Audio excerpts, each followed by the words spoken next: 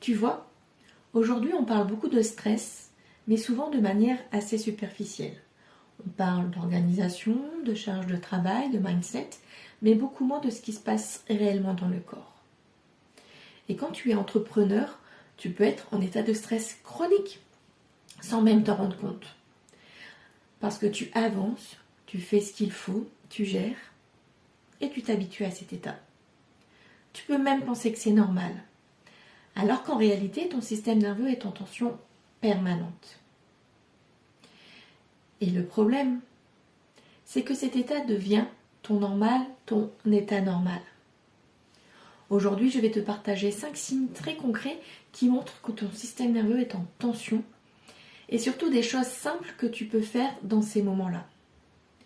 Pas des choses parfaites, pas des choses longues, juste des micro-ajustements que tu peux tester directement. Le premier signe, c'est que tu n'arrives pas à t'arrêter vraiment. Même quand tu te poses, même quand tu fermes ton ordinateur, même quand tu te dis « là, je me repose », à l'intérieur, ça continue. Ton mental tourne, tu repenses à ta journée, tu anticipes, tu cherches, ton corps reste actif. Et souvent, tu penses que tu ne sais pas te poser. Mais en réalité, ton corps ne sait pas encore s'arrêter. Tu peux tester quelque chose de très simple. Tu poses une main sur ton corps, là où c'est confortable pour toi. Et tu ralentis légèrement ton expiration. Pas en forçant, juste un peu plus lentement que d'habitude. Tu fais ça pendant 20 à 30 secondes. Et tu observes. Est-ce que ça relâche un peu? Ou est-ce qu'il y a une forme de résistance? Est-ce que ton corps accepte?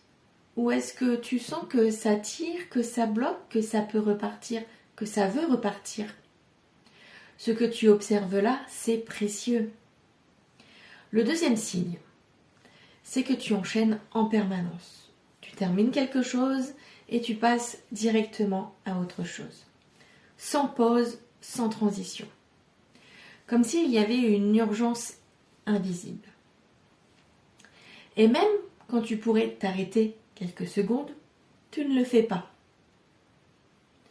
Tu peux tester quelque chose de très concret.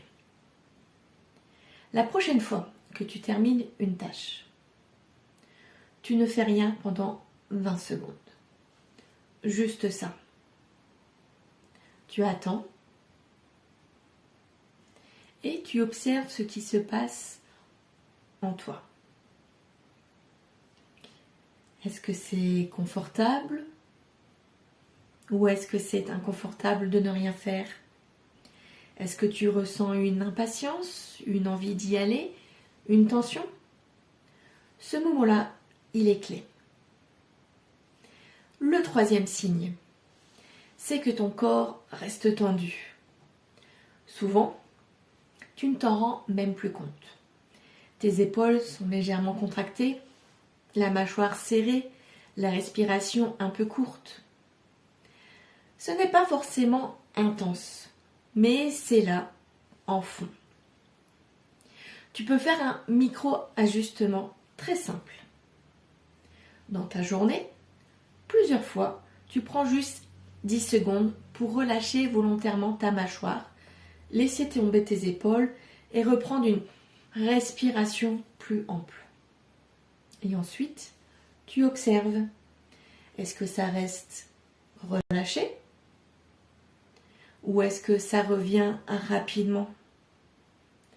Ça te donne une indication très claire de l'état de ton système nerveux. Le quatrième signe, c'est que ton mental cherche même quand tout va bien.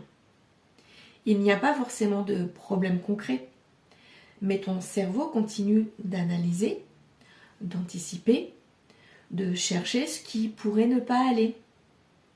Comme s'il ne pouvait simplement pas se poser. Tu peux tester quelque chose de très simple.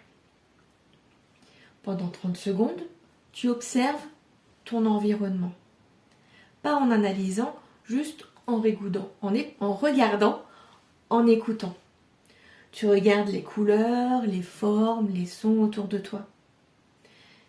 Et tu observes si ton mental arrive à rester là ou s'il repart tout de suite ailleurs.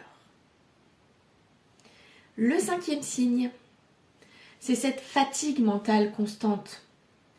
Pas forcément une fatigue physique, mais une sensation de fond. Comme si ton cerveau ne s'arrêtait jamais vraiment. Comme si tu avais toujours quelque chose en arrière-plan.